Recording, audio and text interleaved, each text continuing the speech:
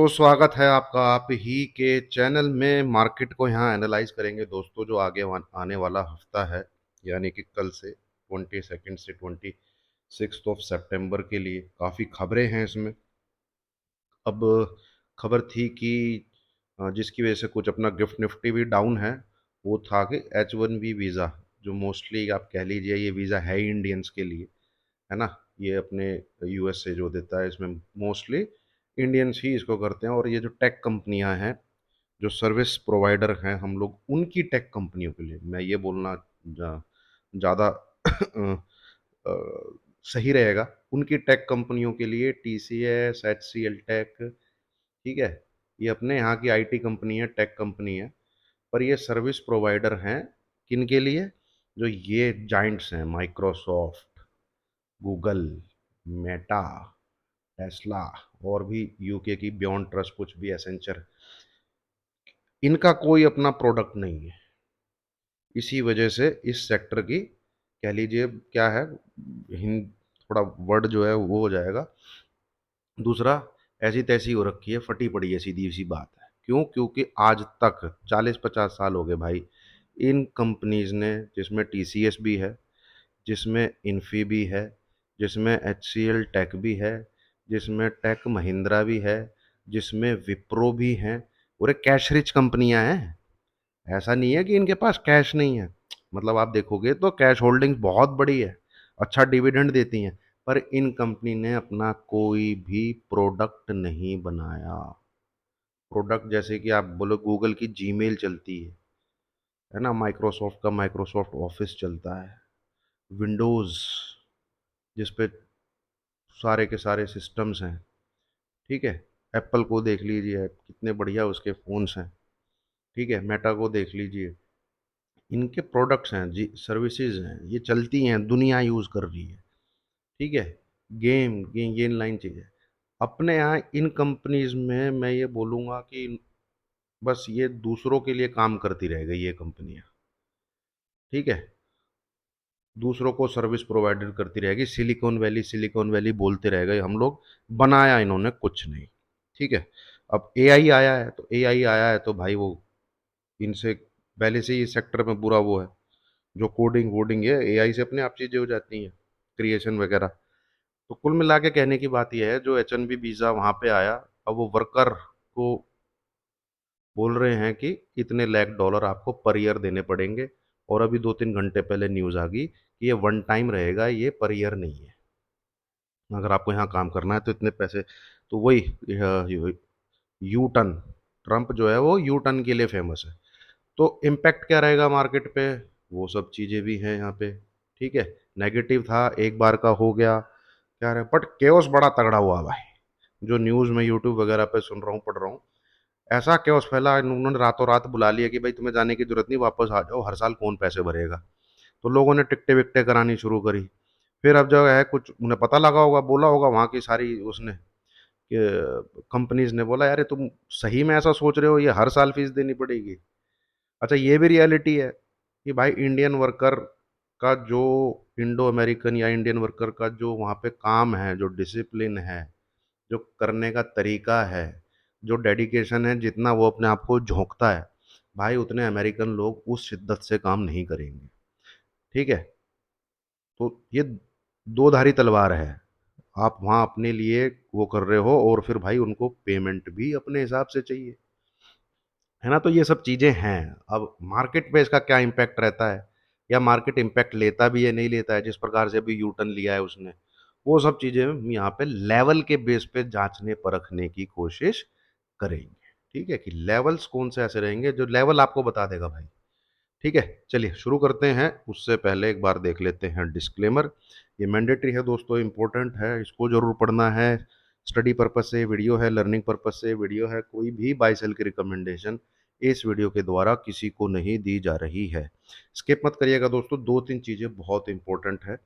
आपको याद होगा, ये मैं आपके सामने एक रेजिस्टेंस एरिया लेके आ रहा था बार बार, जो था 25,250, और इसके ऊपर जाता है तो इस वाले एरिया पे हमारा टारगेट है।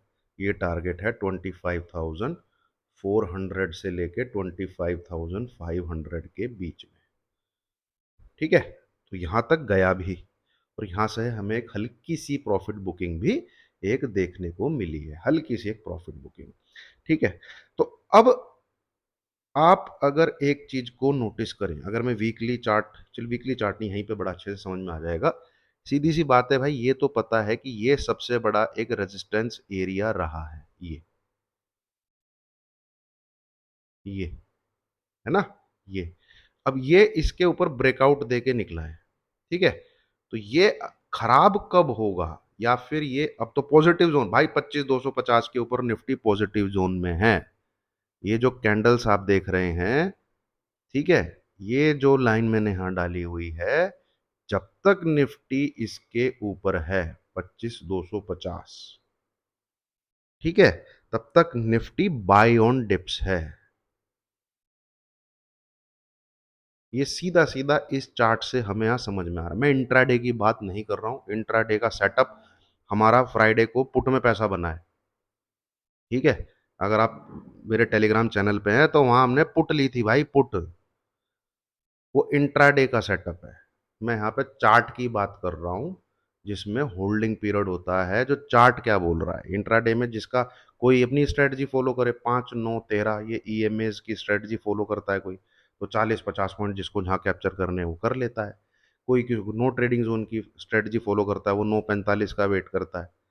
ठीक है, 9:45 के बीच में जो रेंज बनती है, फिर उसके ऊपर है तो ऊपर, उसके नीचे है तो नीचे। बहुत सारी इंट्राडे की स्ट्रेटजी, जिसका जो सेटअप बैठे वो अपना उस प्रकार से देखे। यहाँ चार्ट पे फिलहाल जो लैंग्वेज चार्ट हमें बता रहा है, ठीक है, वो क्या बता रहा है, सीधी सीधी सी बात है भाई, जब तक इसके ऊपर है, ठीक है, ये जो एरिया है जब तक इसके ऊपर है, निफ्टी तेजी में है, बाई ऑन डिप्स वाली जोन में है। ठीक है, हर गिरावट वहां पे बाई हो जाएगी। अब ये खराब कब होगा, खराब ये तब होगा दोस्तों, जब ये जो रेड कलर का एरिया है, यही वाला जो जोन है, इसके नीचे आके ये क्लोज करेगा।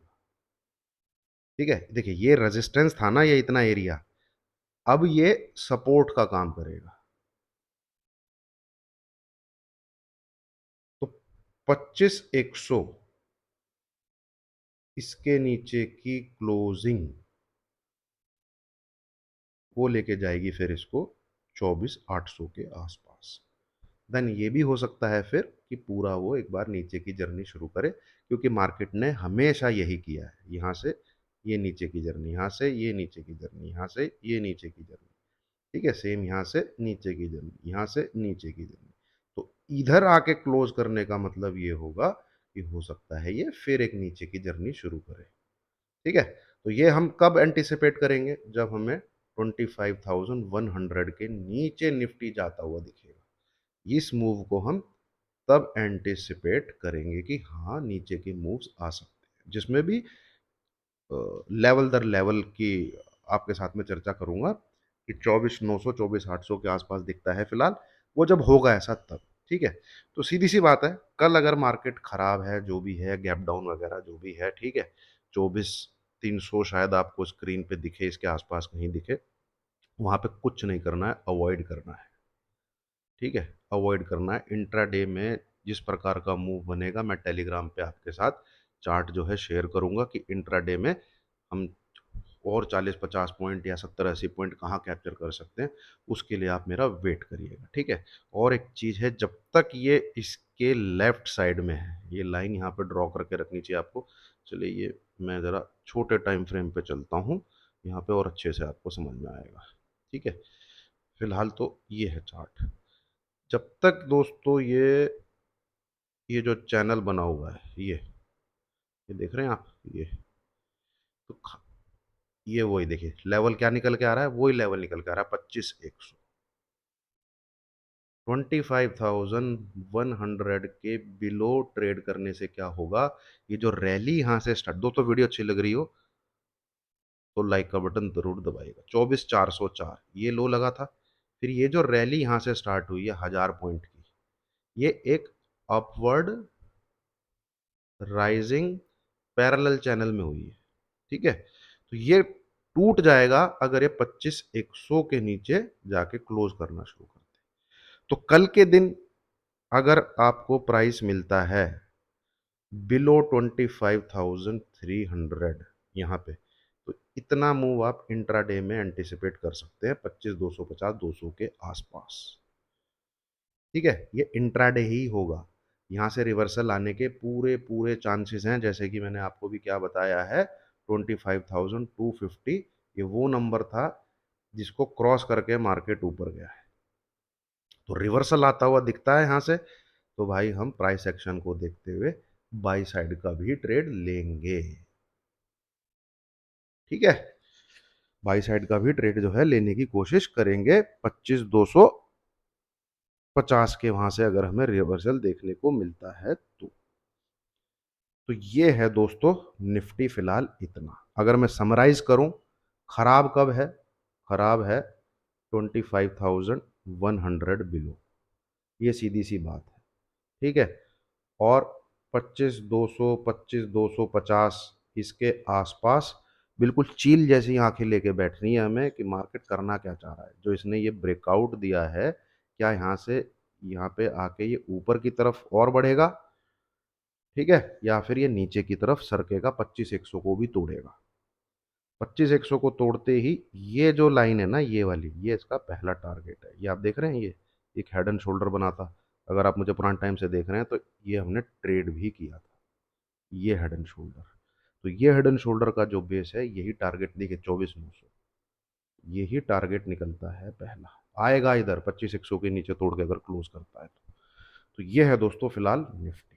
ठीक है, इंट्राडे का सपोर्ट पूरा रहेगा। टेलीग्राम पे जुड़े रहिए, जिस प्रकार से प्राइस एक्शन दिखता है उस प्रकार से मैं आपको अपडेट वहां पे दे दूंगा। तो ये है दोस्तों, अब चलते हैं दूसरे हिस्से की तरफ, जो है कि बैंक निफ्टी। बैंक निफ्टी ने एक चीज बहुत ही खराब की है। इसने क्या किया है, ये एक दिन इस चैनल के बाहर निकल के दोबारा इसके अंदर आ गया है। नियम कायदे से इसको इस ये जो नीचे वाली लाइन है इसको छूना पड़ेगा, यानी कि ये भी एक बार को 55,000 के आसपास आता हुआ देखिए ये फंडामेंटल दिक्कत है। टेक कंपनीज अगर हिट करेंगी ना, तो इन कंपनीज के अंदर बैंक्स का भी बहुत अच्छा खासा एक्सपोजर है, पैसा लगा हुआ है। ये हर एक म्यूचुअल फंड के अंदर हैं ये स्टॉक्स। एच सी, ये निफ्टी 50 का तो पार्ट ही है ये सारी कंपनी। ये टी सी एस हो गई, इन्फोसिस हो गई, एच सी एल, भाई ये टॉप 10 की कंपनीज हैं निफ्टी की। ठीक है, इनके अंदर, और जब वो इंडेक्सिंग होती है तो भाई फिर ये म्यूचुअल फंड में भी म्यूचुअल फंड का पैसा इनके अंदर लगता है, फिर सब चीज़ का पैसा लगता है। तो वो जो घर होता है ना, ताश का जो घर होता है, वहां से एक हटाते ऊपर से लेके सब नीचे गिरने लग जाता है। चलिए यू टर्न तो लिया है उसने, अदरवाइज ये बड़ा एक निजर्क रिएक्शन तो एक शायद देखने को मिले, बट उसने यू टर्न लिया है। ठीक है, पहले यार ऐसा प्रेसिडेंट भी कभी देखा नहीं, और वो भी एक ऐसे देश का जिसका हर एक वर्ड मतलब बहुत ही नपातुला होना चाहिए, कुछ भी माल फूक के बोल देता है। पीछे से बोले जा रहा है every every year, every year 2-3 बार बोल रहा है, वो गंजा सा पीछे जो खड़ा हुआ है। ठीक है, वो प्रशांत धवन सर की वीडियो आती है ना, वो दिखा रहे थे उसमें। मैंने कहा क्या बोल रहा है यार, कल इसने ये बोला है, आज ये मुकर गया, तो क्या क्रेडिबिलिटी रहेगी? वैसे तो क्रेडिबिलिटी उसकी वैसे ही जीरो है, लोगों ने सीरियस लेना भी बंद कर दिया है।